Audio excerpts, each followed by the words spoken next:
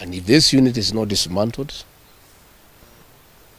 we'll be giving the name of the building and the full names of that officer and his cousin in this administration. And these people are not answerable to the Inspector General of Police. Your guess is as good as mine as to who is the commander of that unit. Let me emphasize that killing our children will not quell the anger of the Kenyan people. People are very angry with this administration. Abducting young people is not a solution. You must address the cause of the disquiet, of the discontent. Why are people aggrieved with this administration? That must be dealt with. Abducting these children and killing them is not a solution. And I must remind my friend and brother, Dr. William Ruto, that since independence, no government has ever gone for children. This is the first administration in the history of this country to target children for repression and persecution. Even the colonial administration, brutal as it was, it never went for the children. And the question the president must address is simple. Why has everybody turned against you and the administration in only 2 years? That is what you need to interrogate instead of persecuting these children. Again, he must understand the law of nature. Nature abhors vacuum.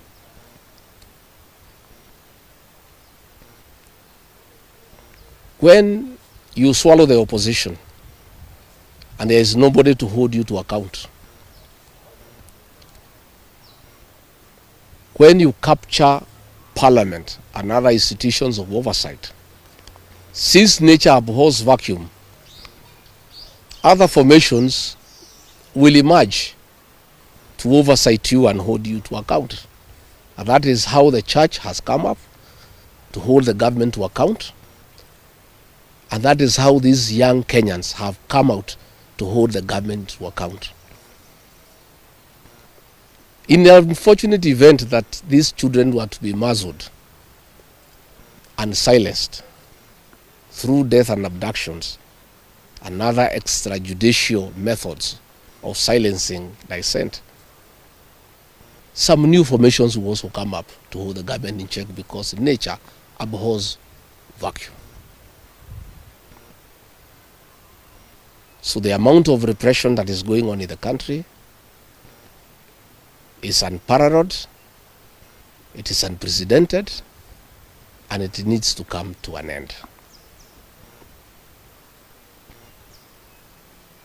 I have just learned we have a prayer meeting in Shamata Ward in Nyandarua tomorrow. We have a farm. The residents of that ward normally meets once in a year for prayers to close the year. We have prayers tomorrow.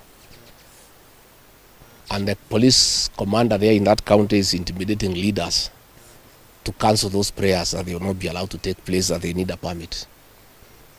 I want to tell the county commander in Nyandarua that you don't need a permit to hold prayers. Again, is this repression by this administration. Even if you stop the people of Nyandarua from holding prayers, that will not change their political views of what they think about this administration.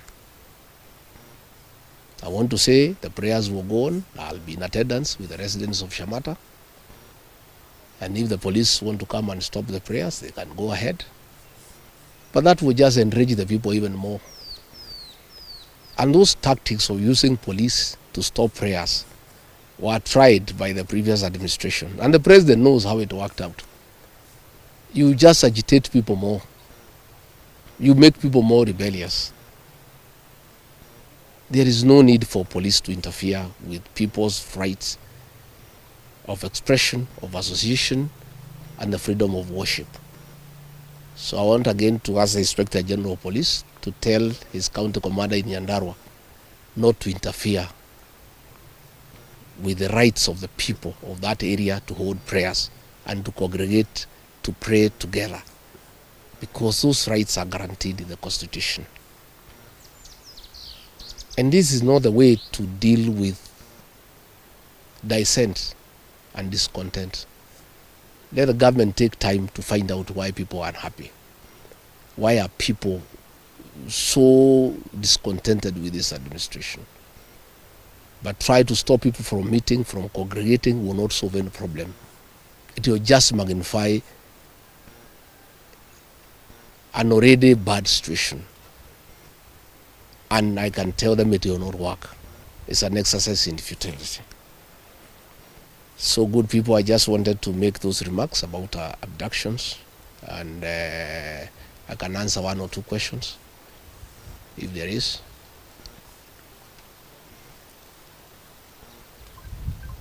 Kosawa?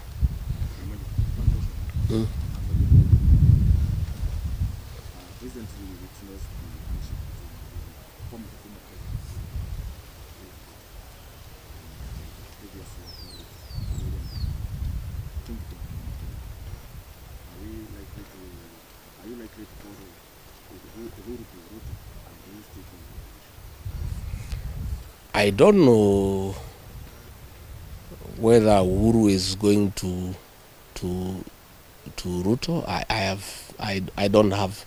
I don't have such information. But I have said many times, the people of this region don't follow leaders. It's leaders who follow the people. I don't follow anybody myself. I only follow the people. I have said I have very extensive consultations with the people of this region so that we decide what is our political destiny. That consultation is ongoing. It's going on. It's very extensive. It's very thorough. And it's what I'm doing here. When you walked in, I was having some consultation, and I continue to do so. I'll never follow anybody. I'll always follow the people. Yeah. Thank you very much. Asanteni sana.